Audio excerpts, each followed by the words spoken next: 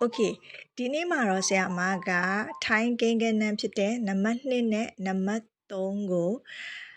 လာပြီးတော့အတန်ထွက်ပြမှာဖြစ်ပါတယ်ရှင်။နော်ဘယ်လိုဖတ်ရလဲဆိုတာကိုတည်တည်ချာချာလေးလိုက်ပြီးတော့ကြည့်ပါပြီးရင်ပြန်ပြီးတော့လေ့ကျင့်ကြည့်ကြပါနော်။โอเคနှစ်ကိုနော်ဘယ်လိုအတန်ထွက်ရမလဲဆိုတော့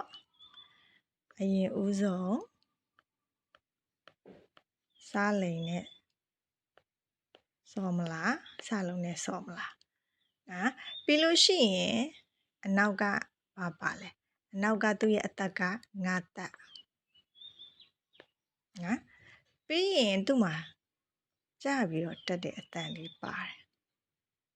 နော်အဲ့ဒီတော့အတန်ထွက်တဲ့ခါမှာအရင်ဦးဆုံးစောဆိုပြီးတော့အတန်ထွက်ပါပြီးရင်အနောက်ကနေငါလေးနဲ့ပိတ်ပြရမှာဖြစ်ပါတယ်ရှင့်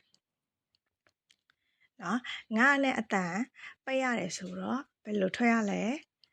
စော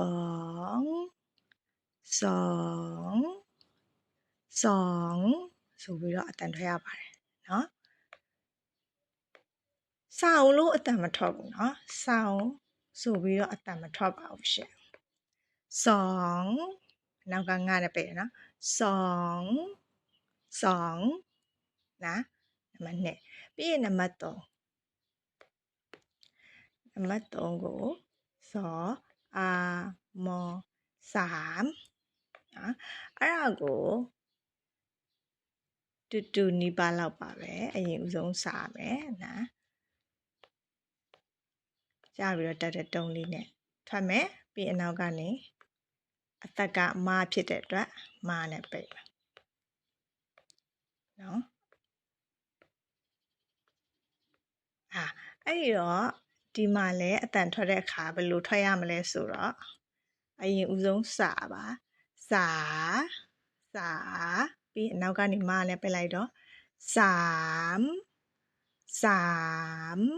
မနဲ့ပိတ်ရမယ်နော်နောက်ပိတ်မှာပါဇက်ကို